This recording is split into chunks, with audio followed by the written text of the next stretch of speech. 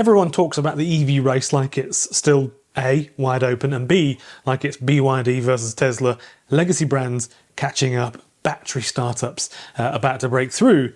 I don't think that's really what it's like. But then when you see this chart, I'll put it on screen now for you, and suddenly it feels, like a completely different story, because CATL and BYD aren't just winning the EV battery market. They are, they've literally pulled so far ahead that it's that everyone else is basically clustered together fighting for whatever scraps are left. So this data covers global EV battery market share from January to November 2025 last year, and CATL is sitting at 38.2% of the market share, and BYD is at 16.7% of the global market share. Together, that is just under 55% of all EV batteries installed worldwide in 2025. But that misses the real point, because once you get past CATL and BYD, the drop-off is pretty brutal. So LG Energy Solutions, also usually talked about as one of the big players, still not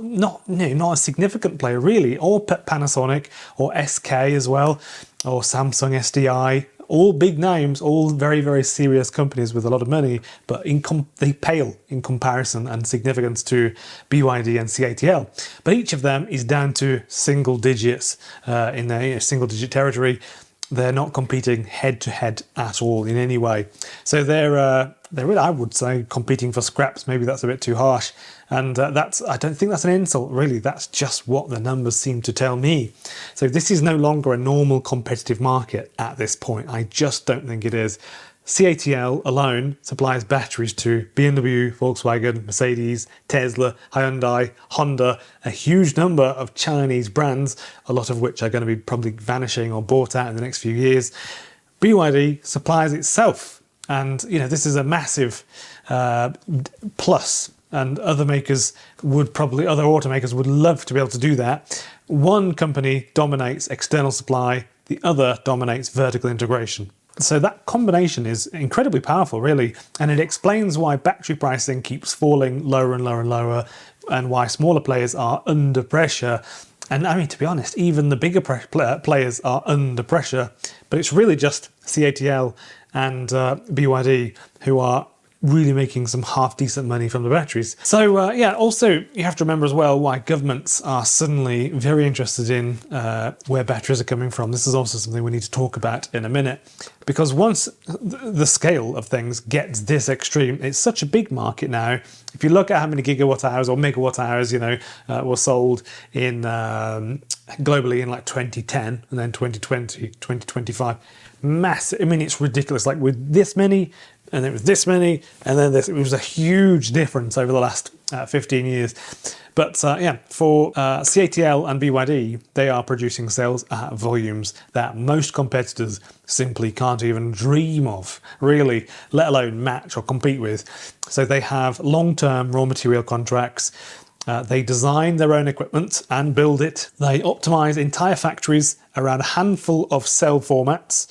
They don't need perfect margins on every single deal at all, and they just need throughput. So they also got in very, very early, before basically a lot of the world realised they need to lock contracts in and purchase mines and the land deals. It was in the early 2000s that the Chinese government decided that they were going to become this, in regards to renewable energy, EVs and things like that. They made a big sort of deal about that, and they said, we're going to make that the future of China.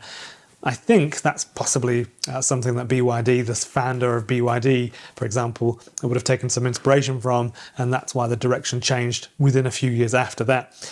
If you're a smaller battery maker, even a very, very good one, you're probably a little bit stuck, and you can have a slightly better energy density, slightly faster charging, slightly higher nickel content. You could basically have in some ways, a better product. But if you can't manufacture at the same scale, you can't compete on cost. If you can't compete at cost, you're not setting the terms, you're literally just reacting to them. So this is why so many Western battery startups quietly disappear from headlines. Not because the tech is fake, but because the scale eats innovation alive. If it doesn't arrive fast enough, that will of course cause problems. And here is where this all becomes very, very uncomfortable for car makers or automakers, depends where you're from. Most automakers do not control the most expensive part of their own vehicles anymore. It's the wildest thing. Can you imagine being or explaining this to the 1990s bosses of Toyota or Honda, explain to them that you know, you can make the car, Toyota, but we're going to sell you the engine. You can't make your engine. And that's a bit of a painful pill to swallow, I should imagine. And the battery pack is, you know, 30, 35, 40 in some cases % of the total cost of the EV, depending on the brand, that sort of thing. It's a bit less for BYD, of course. This flips the old auto industry on its head. This is a significant change. It's one of the really fundamental changes between the modern EV era versus, you know, 1990s Toyota Corollas, that sort of thing. In the petrol era, car makers controlled their engines and suppliers literally competed to serve them. In the EV era, battery giants increasingly dictate terms, and especially to brands without in-house battery cell production. So that is why BYD is such a special case here, because they're not just a battery supplier, they're actually also one of the world's largest EV manufacturers. They feel pricing pressures on both sides, and that basically just lets them do things that nobody else can. They can cut EV prices and still survive, and they can absorb margin hits that basically would just completely wipe out and kill competitors.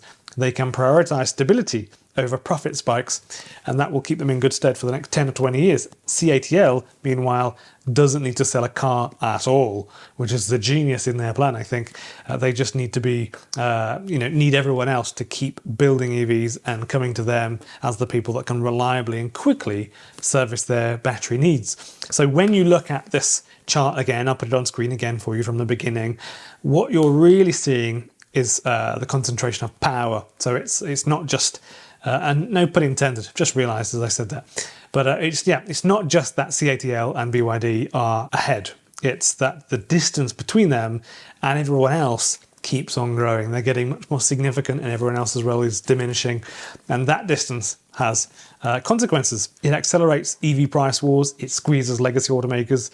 It forces governments to rethink supply chains, and I think it quietly reshapes who actually controls the future of transport. People love arguing about which EV brand is winning, which is losing. Of course, on the internet is very, polarizing at times. So it's really, if you like BYD, then you mustn't be able to like Tesla. If you like Tesla, you can't possibly like BYD. It's one of the funny things about the modern day internet, I suppose, and also media. Tesla versus BYD versus everyone else as well. That's one thing that gets mentioned a lot. But this chart suggests a very different truth, I think. The real winners of the EV transition might not be the car brands at all. They're the companies that make the batteries at big scale, at a cost, and a good cost, and without relying on anyone else. And right now, that list is very, very short. So let me know what you think in the comments. This is a very interesting topic. Do you see this as a healthy consolidation or a warning sign for competition? And if you're a car maker, I imagine you're potentially not a car maker, but I do have different brands watch my videos. How do you escape this without owning your own battery shop? Battery supply, sorry, not battery shop, battery supply. How do you do that? Thank you for watching. Really appreciate your time. And see you in the next video. These are the channel members and supporters. Thank you very much to all of you who've helped support the channel.